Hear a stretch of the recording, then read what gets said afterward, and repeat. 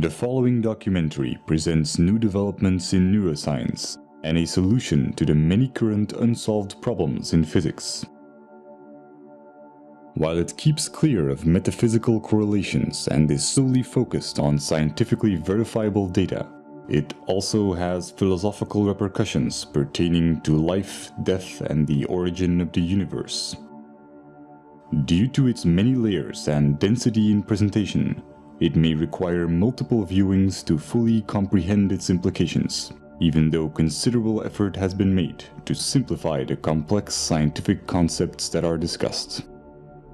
Furthermore, I would like to thank the author for allowing me to follow and report on his work, as he wanted to remain dedicated to his research and avoid becoming involved in its media coverage.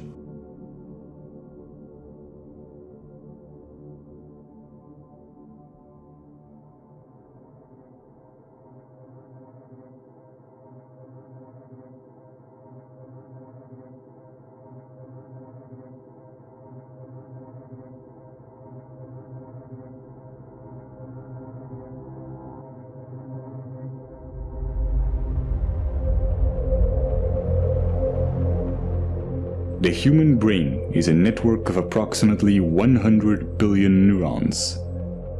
Different experiences create different neural connections which bring about different emotions. And depending on which neurons get stimulated, certain connections become stronger and more efficient, while others may become weaker. This is what's called neuroplasticity. Someone who trains to be a musician will create stronger neural connections that link the two hemispheres of the brain in order to be musically creative. Virtually any sort of talent or skill can be created through training. Rudiger Gamm, who was a self-admitted hopeless student, used to fail at basic math and went on to train his abilities and became a famous human calculator, capable of performing extremely complex mathematics. Rationality and emotional resilience work the same way. These are neural connections that can be strengthened. Whatever you are doing at any time, you are physically modifying your brain to become better at it.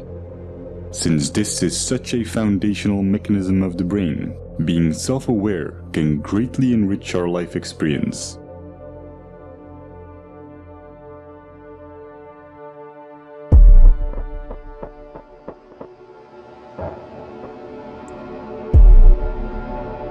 Specific neurons and neurotransmitters, such as norepinephrine, trigger a defensive state when we feel that our thoughts have to be protected from the influence of others. If we are then confronted with differences in opinion, the chemicals that are released in the brain are the same ones that try to ensure our survival in dangerous situations. In this defensive state, the more primitive part of the brain interferes with rational thinking, and the limbic system can knock out most of our working memory, physically causing narrow-mindedness. We see this in the politics of fear, in the strategy of poker players, or simply when someone is stubborn in a discussion. No matter how valuable an idea is, the brain has trouble processing it when it is in such a state. On a neural level, it reacts as if we're being threatened, even if this threat comes from harmless opinions or facts that we may otherwise find helpful and could rationally agree with.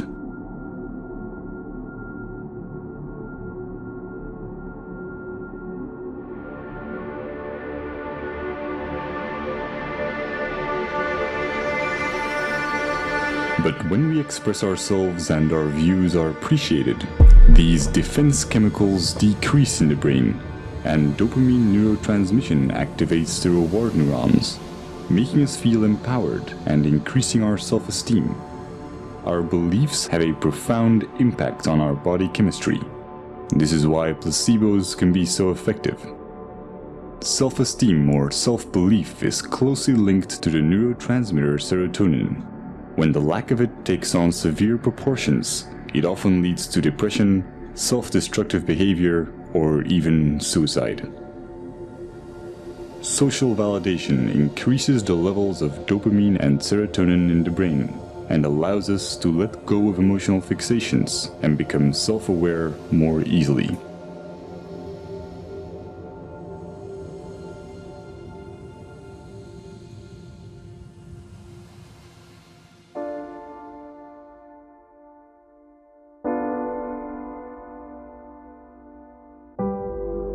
Social psychology often looks at the basic human need to fit in and calls this the normative social influence. When we grow up, our moral and ethical compass is almost entirely forged by our environment, so our actions are often a result of the validation we get from society. But new developments in neuroscience are giving us a better understanding of culture and identity. Recent neurological research has confirmed the existence of empathetic mirror neurons. When we experience an emotion or perform an action, specific neurons fire, but when we observe someone else performing this action, or when we imagine it, many of the same neurons will fire again, as if we were performing the action ourselves. These empathy neurons connect us to other people, allowing us to feel what others feel. And since these neurons respond to our imagination, we can experience emotional feedback from them as if it came from someone else. This system is what allows us to self-reflect.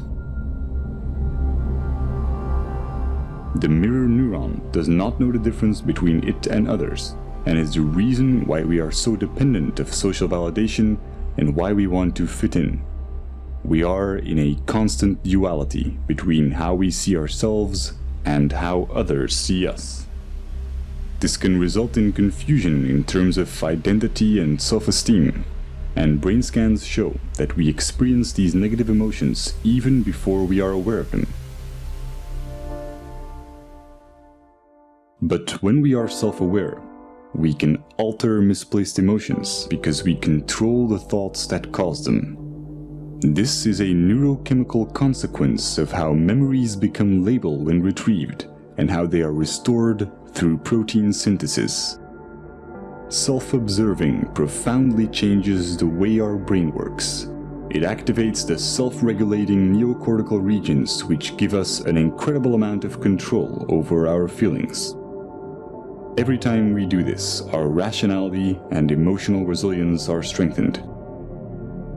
When we are not being self-aware, most of our thoughts and actions are impulsive. And the idea that we are randomly reacting and not making conscious choices is instinctively frustrating. The brain resolves this by creating explanations for our behavior and physically rewriting it into our memories through memory reconsolidation, making us believe that we were in control of our actions. This is also called backward rationalization, and it can leave most of our negative emotions unresolved and ready to be triggered at any time. They become a constant fuel to our confusion, as our brain will keep trying to justify why we behaved irrationally.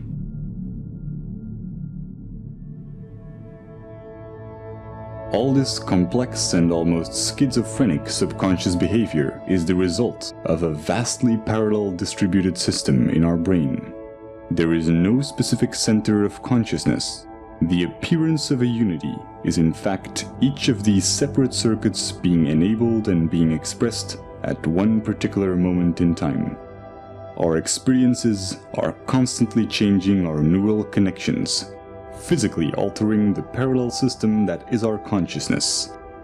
Direct modifications to this can have surreal consequences that bring into question what and where consciousness really is. If your left cerebral hemisphere were to be disconnected from the right, as is the case in split brain patients, you would normally still be able to talk and think from the left hemisphere, while your right hemisphere would have very limited cognitive capacities. Your left brain will not miss the right part, even though this profoundly changes your perception. One consequence of this is that you can no longer describe the right half of someone's face, but you will never mention it. You will never see it as a problem or even realize that something has changed. since this affects more than just your perception of the real world and also applies to your mental images. It is not just a sensory problem, but a fundamental change in your consciousness.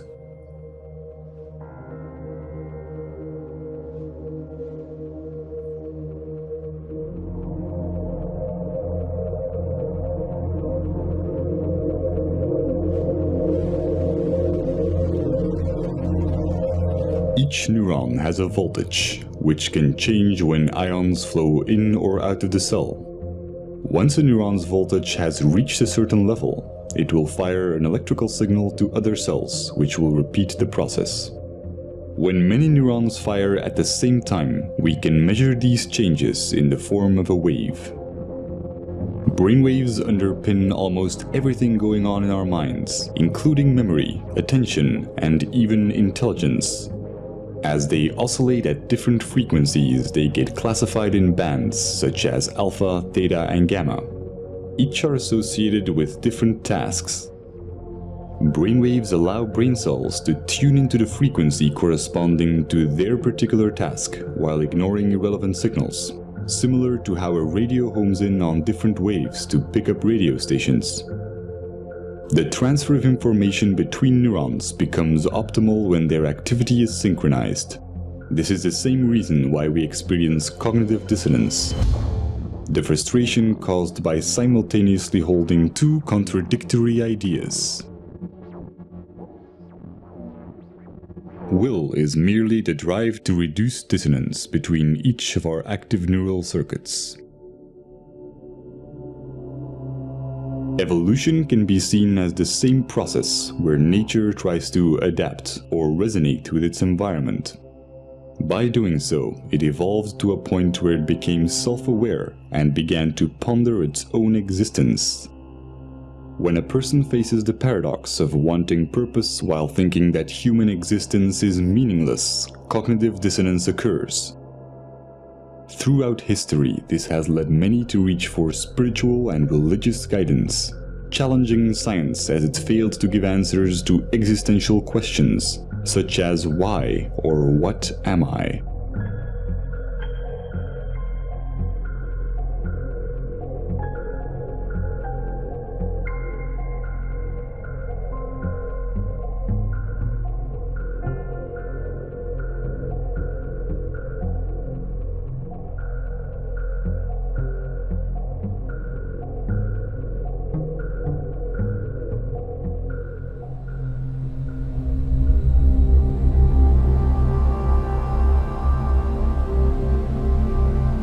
The left cerebral hemisphere is largely responsible for creating a coherent belief system in order to maintain a sense of continuity towards our lives. New experiences get folded into the pre-existing belief system. When they don't fit, they are simply denied. Counterbalancing this is the right cerebral hemisphere, which has the opposite tendency. Whereas the left hemisphere tries to preserve the model, the right hemisphere is constantly challenging the status quo. When the discrepant anomalies become too large, the right hemisphere forces a revision in our worldview. However, when our beliefs are too strong, the right hemisphere may not succeed in overriding our denial.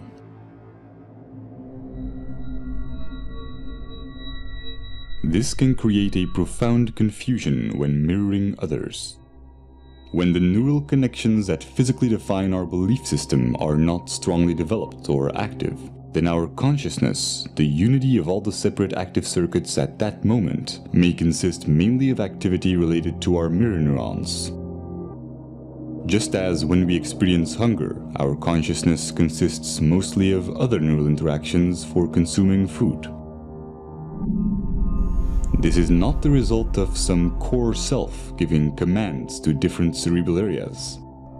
All the different parts of the brain become active and inactive and interact without a core. Just as the pixels on a screen can express themselves as a recognizable image when in unity, the convergence of neural interaction expresses itself as consciousness. At every moment, we are in fact a different image, a different entity when mirroring, when hungry, when watching this video. Every second, we become different persons as we go through different states. When we use our mirror neurons to look at ourselves, we may construct the idea of identity. But if we do this with our scientific understandings, we see something completely different.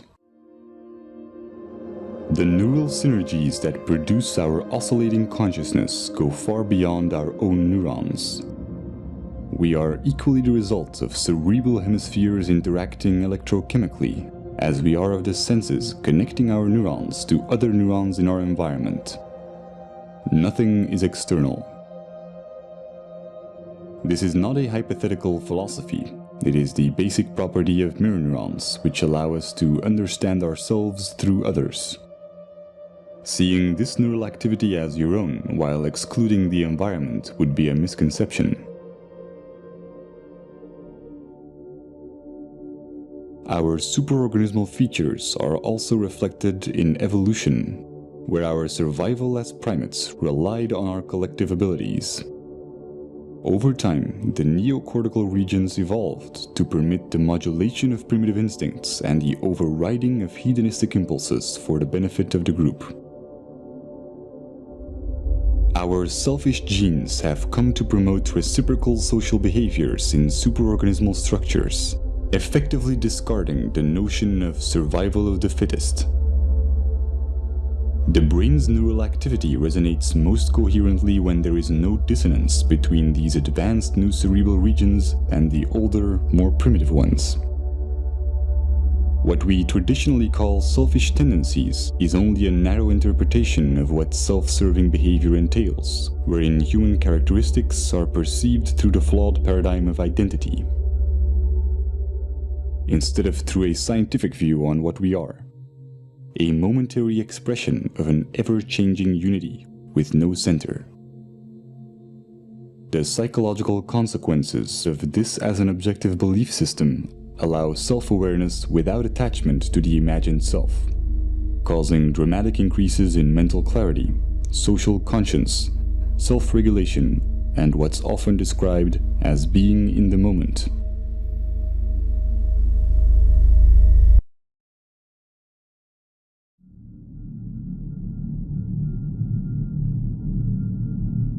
The common cultural belief has mostly been that we need a narrative, a diachronic view on our life to establish moral values.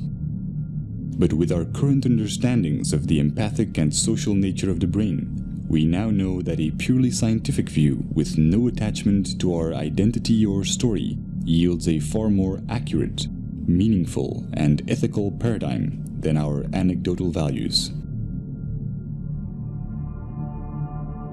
This is logical since our traditional tendency to define ourselves as imaginary individualistic constants neurally wires and designs the brain towards dysfunctional cognitive processes, such as compulsive labeling and the psychological need to impose expectations.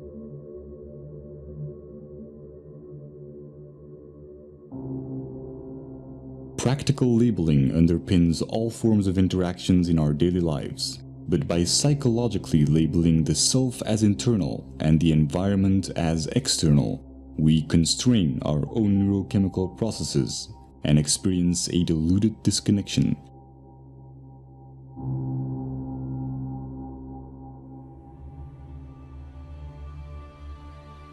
Growth and its evolutionary side effects, such as happiness and fulfillment, are stimulated when we are not being labeled in our interactions.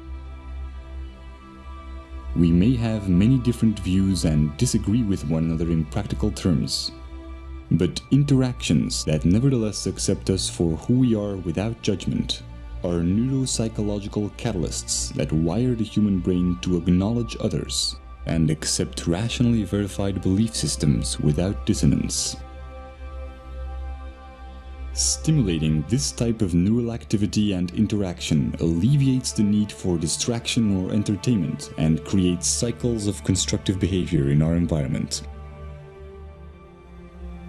Sociologists have established that phenomena such as obesity and smoking, emotions and ideas spread and ripple through society in much the same way that electric signals of neurons are transferred when their activity is synchronized.